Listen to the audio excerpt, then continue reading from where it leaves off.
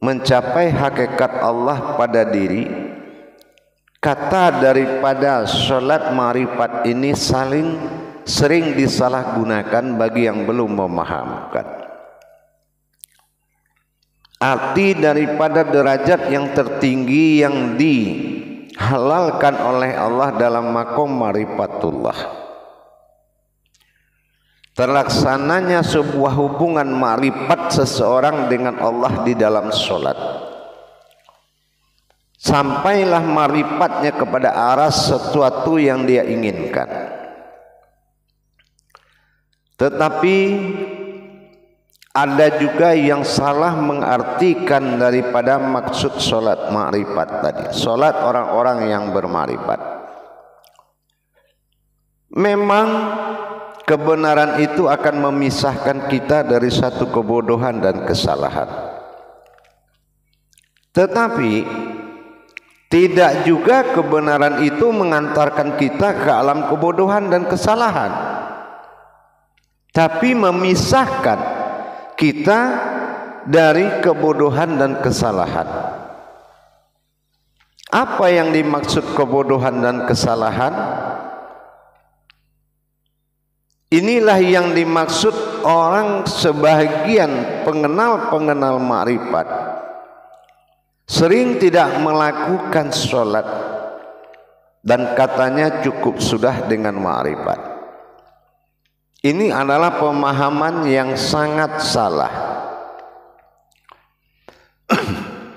Pada makom ibadah, penggunaan ma'rifat ini bukan menghentikan seseorang itu melaksanakan sholat, bukan menghentikan seseorang itu melaksanakan sholat, tetapi meninggikan derajat seseorang itu kepada makom sholat. Bukan seseorang itu berhenti sholat cukup dengan hanya ma'rifat. Syariat itu adalah puncak tertinggi dan awal, puncak awal dan puncak tertinggi. Pada makom kenaikan derajat sholat pada syariat fiddini, syariatun nabiyun dan syariatullah. Ini adalah ketinggian dan derajat yang sangat dimuliakan dalam pencapaian suatu hakikat ketuhanan kepada Allah. Jadi kalau yang dikatakan solatnya orang ma'rifat bukan berhenti dari solat atau la maujudun illallah dalam alasannya, dan itu juga yang melihat katanya, bukan. Ini adalah kesimpulan yang salah.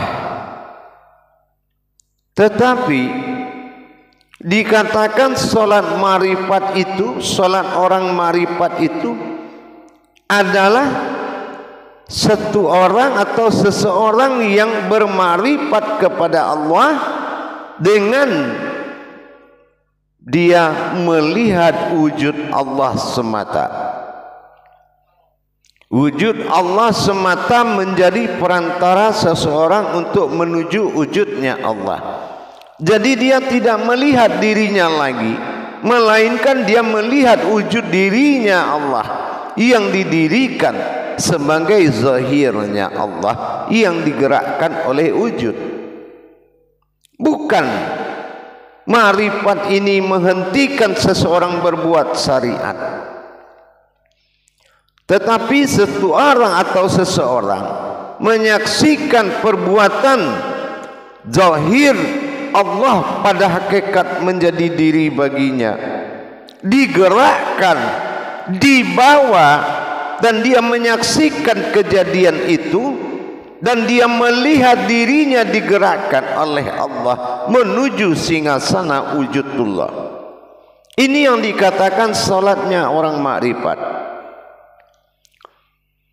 Lawan dari solatnya orang ma'rifat adalah solat orang sombong. Apa yang dikatakan solat orang sombong?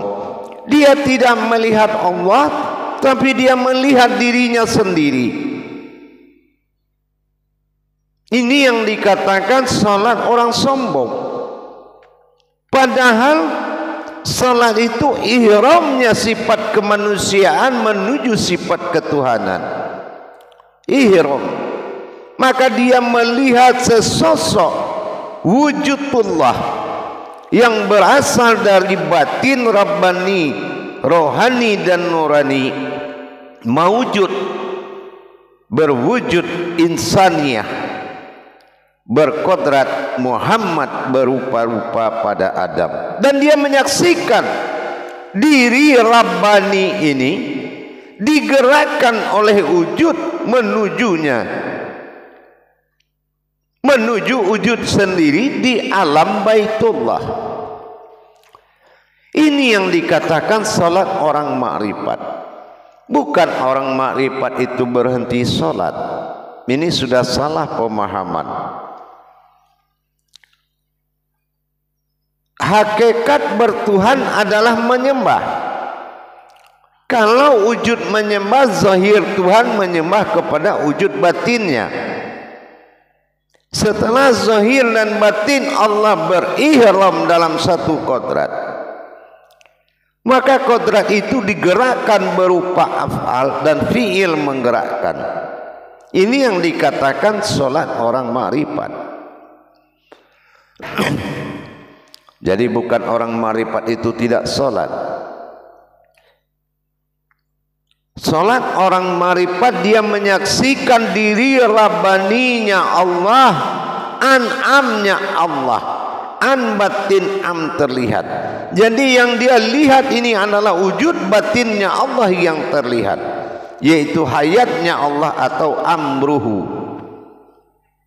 Ini yang dikatakan solat orang makrifat. Tapi kalau solat orang hakikat, dia mengumpamakan wujudullah itu adalah menghadap kepada wujud, menghadap kepada wujud. Kalau solat orang makrifat, dia menyaksikan dalam masa masa aku adalah aku yang berdiri menghadap kepada diriku. Makrifatnya apa? Orang makrifat tidak melihat dirinya, melainkan dia melihat Allah berwujud dirinya.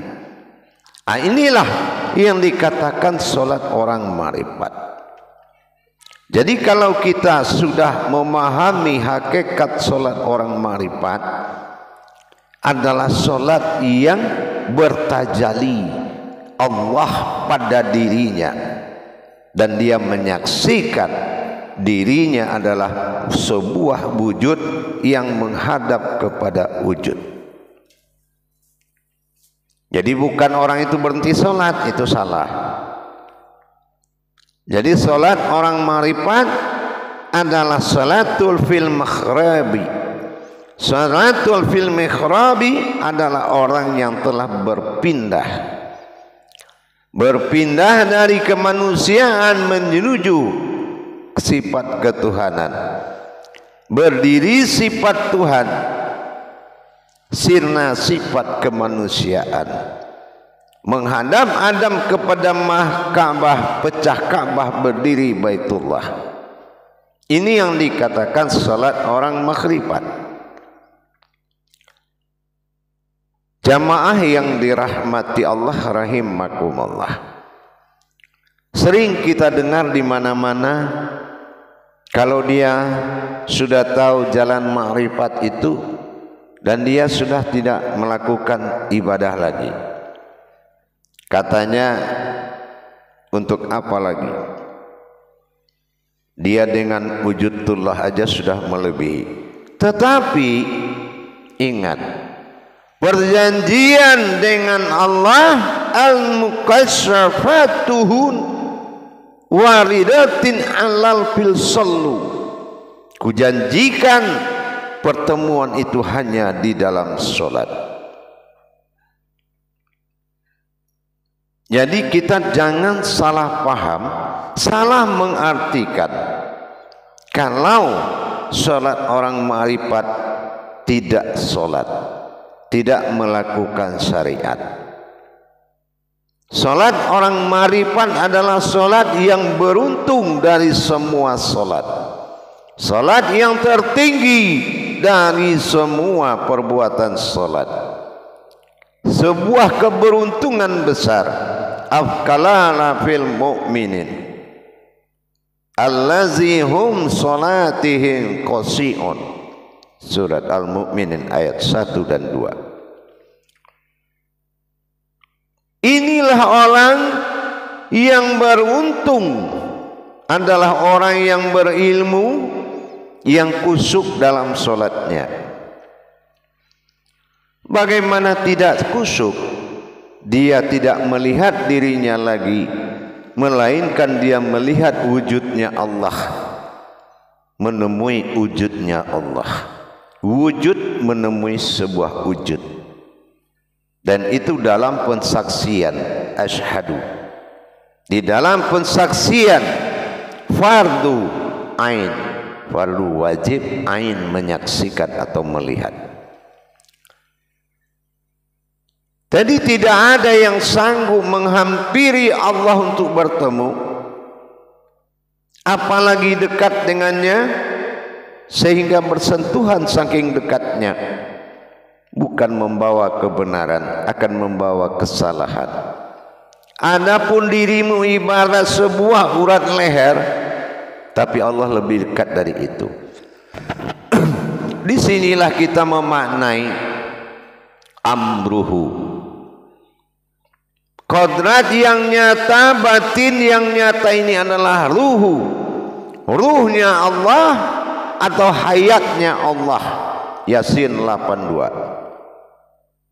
Inilah tubuh lahu, tubuh batinnya Allah yang disebut dengan kun, aku, dan terlihat fayakun, dia. Iman kita tertinggi adalah pensaksian, tapi solat orang makrifat adalah solat makom tertinggi, yang mana dia tidak melihat dirinya lagi. Tapi kalau kita masih melihat diri kita sebagai umat yang berdiri, itu adalah pekerjaan yang sia-sia. Perhitungan Allah dalam tempat, dalam wujud ketuhanan, bukan dalam wujud amaliyah. Perhitungan Allah adalah dalam sifat dan wujud ketuhanan, dan ini wajib ditembus oleh seorang manusia yang menyadari kalau dirinya adalah hakikat Allah. Jemaah yang dirahmati Allah rahimakumullah, inilah yang dimaksud solat orang bermakrifat. Perbedaannya apa? Perbedaannya adalah derajat. Bukan perbedaan satu solat, satu tidak solat. Jadi dengan kita mengetahui, memahami apa yang saya sampaikan tadi, ini puncak hakikat yang paling tinggi. Puncak hakikat yang paling tinggi, orang yang tidak melihat dirinya lagi, hanya melihat wujudnya Allah semata. Maka inilah kebenaran dan derajat yang paling dimuliakan. Dan biasanya orang yang melaksanakan ibadah sholat ma'rifat itu adalah orang yang sudah mutakin. Orang yang sudah mutakin benar-benar orang yang telah takwa, yang tidak memiliki keraguan-raguan lagi. Zalikal kitabul la raiba fihi hudal lil muttaqin.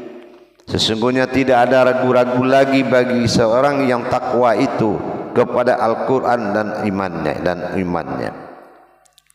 Tapi kalau dia masih memiliki keraguan, sesungguhnya dia bukan orang ma'rifat, bukan orang mutakin, bukan seorang yang sholatnya ma'rifat.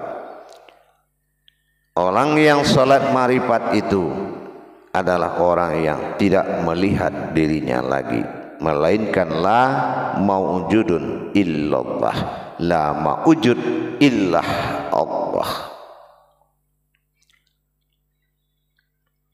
Hadirin para jemaah, para kaum muslimin dan muslimat dimanapun berada rahimakumullah.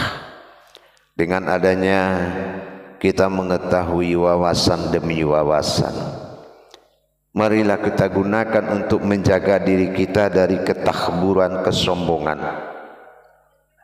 Karena apabila dalam hakikat ini kita belajar dan berjalan, kita ibarat hidup atau duduk di atas ujung jarum. Kalau kita tidak hati-hati, kita bisa terpeleset jatuh. Inilah kehinaan. Untuk itu mudah-mudahan bisa kita tingkatkan iman kita, apalagi para pencari-pencari ilmu hakikat kepada Allah. Berhati-hatilah dengan keputusan dirimu. Kenapa? Apapun yang kita putuskan adalah hal yang salah, tapi apapun yang diputuskan oleh Allah itu adalah kebenaran. Allah menyuruh kita berpikir, tapi Allah melarang kita berpikir menurut cara kita berpikir. Mudah-mudahan memahami maksud dan tujuannya. Mudah-mudahan bermanfaat apa yang telah saya sampaikan. Sebagai seorang mursyid, hanya mengingatkan kepada sesama. Kenapa?